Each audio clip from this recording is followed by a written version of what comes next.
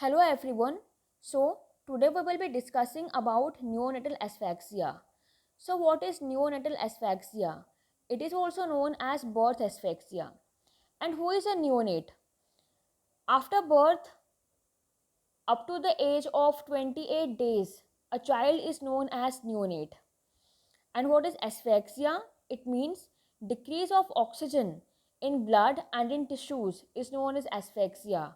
So the definition of neonatal asphyxia will be lack of blood flow to or from the fetus before, during or after the birth process. Means lack of blood flow. The blood flow will be decreased to and from the fetus before delivery, during delivery or after delivery. The three situations are there, that is intrapartum, antepartum, intrapartum and postpartum. It can be antepartum, means decrease of oxygen before the birth process can also cause asphyxia, and during the birth process, which we call as intrapartum, means during the birth process if there is decrease of oxygen in the baby's body is known as intrapartum asphyxia, and postpartum means decrease of oxygen after the process of birth, after parturition, is known as postpartum. So in asphyxia there can be four conditions. There can be four, not conditions, there can be four symptoms mainly develop in cases of asphyxia. That is hypoxia, anoxia, hypoxemia and hypercapnia. What is hypoxia? Hypoxia means partial decrease of oxygen in the tissues is known as hypoxia. And what is anoxia? It means complete decrease of oxygen in tissues is known as anoxia. And what is hypoxemia? It means decrease of oxygen in blood is known as hypoxemia. And what is hypercapnia? It means increase of CO2 in the blood is known as hypercapnia. So if hypoxia develops, means if decrease of oxygen develops, then increase of CO2 will eventually develop. So there we can see hypercapnia in cases of asphyxia. So there are three situations in which asphyxia occurs. First is antepartum, second is intrapartum, and third is postpartum asphyxia. So one thing I want to say, that during antepartum and in cases of intrapartum, in cases of antepartum and in cases of intrapartum, we can see placental insufficiency. Placental insufficiency. What is placental insufficiency?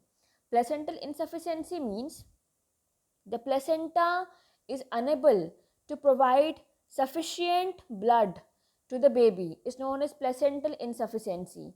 If the placenta is unable to provide sufficient blood to the baby, then it means the placenta is not able to provide sufficient oxygen to the baby, which is further causing neonatal asphyxia. So what are the causes which produce antepartum birth, antepartum asphyxia?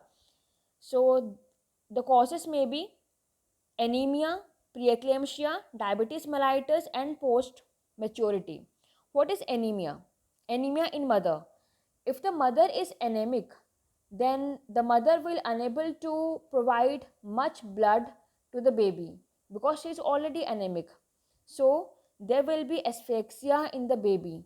The placenta will unable to provide much blood and much oxygen to the baby, so there will be placental insufficiency and the child will get asphyxia. And second is preeclampsia. What is preeclampsia? Preeclampsia means increase of blood pressure. Hypertension during pregnancy is known as preeclampsia. And how preeclampsia is causing asphyxia? During pregnancy, placenta release two proteins. One of them is known as soluble endoglin and second one is known as tyrosine kinase 1.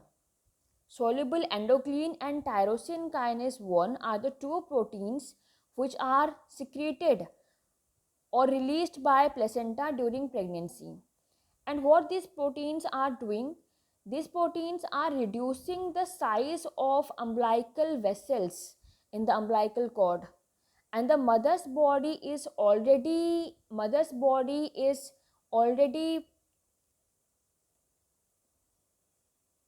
forming much blood for the baby as well, but due to decrease of size of the umbilical vessels, the blood from the mother's body is unable to pass to the blood to the body of the baby, which is further creating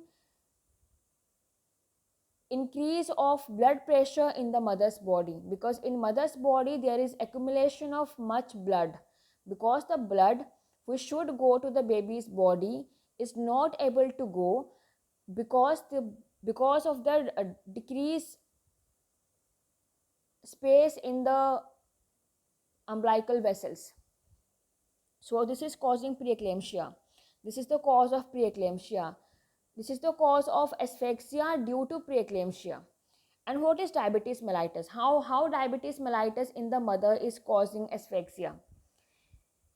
You all must be knowing about the pathophysiology of diabetes mellitus.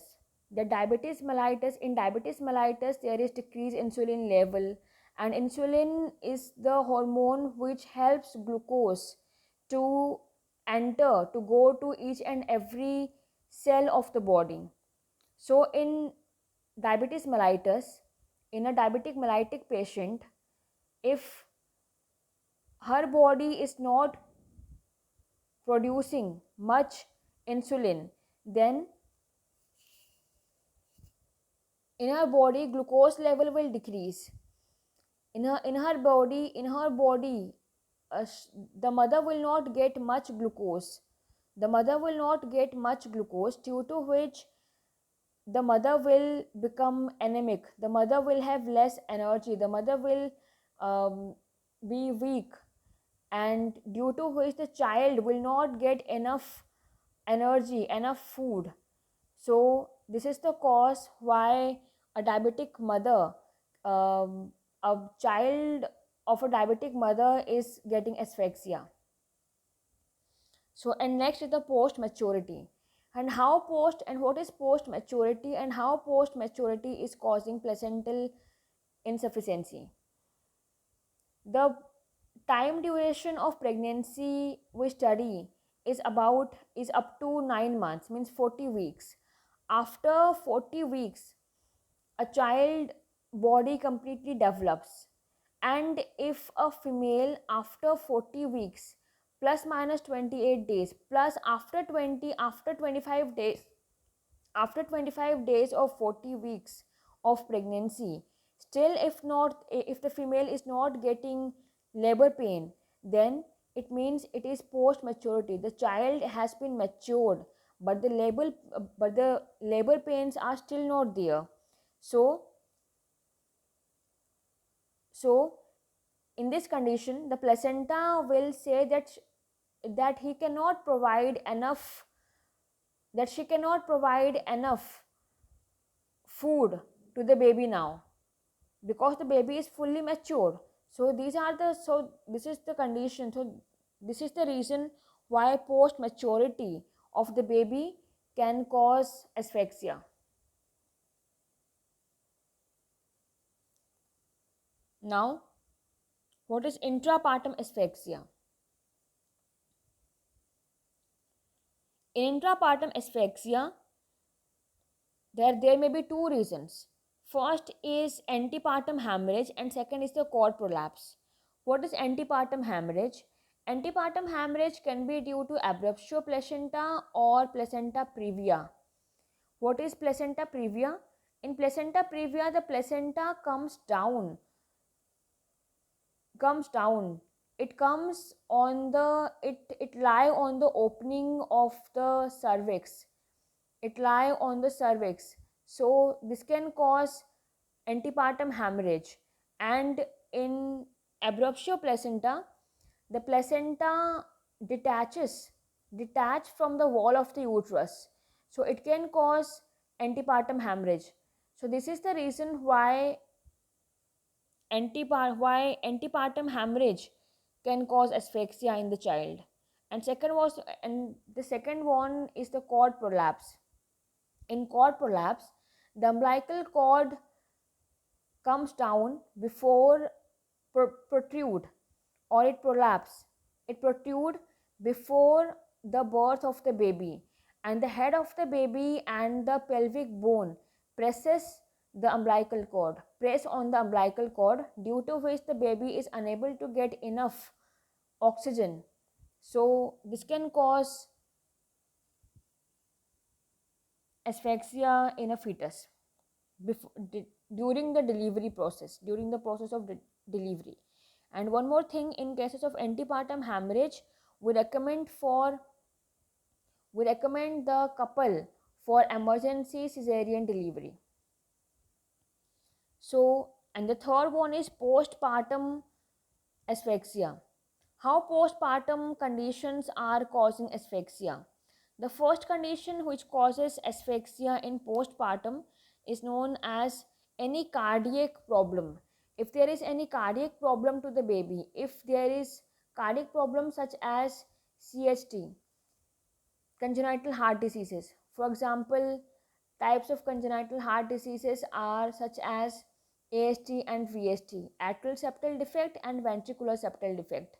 If there is any hole in the um, septum of the atrium or septum of the ventricles, the oxygenated blood and the deoxygenated blood gets mixed, due to which the child will not get proper oxygen, and this can cause decrease oxygen to the brain and other tissues of the body, which can cause asphyxia after birth. In postpartum conditions, there is no placental insufficiency. Placental insufficiency can only be seen in cases of antepartum and intrapartum, because up to these conditions, the child is attached to the placenta. Postpartum conditions are developing after birth. And the second condition of postpartum which can cause asphyxia is aspiration. If the child aspirate meconium or mucus, it can cause asphyxia. If the child aspirate mucus or meconium, aspiration means any substance which is not a part of windpipe and it goes to the windpipe, means the trachea of our body is known as aspiration. So aspiration can also cause asphyxia. If the child aspirate meconium or mucus, then it will block the trachea, which will further cause asphyxia.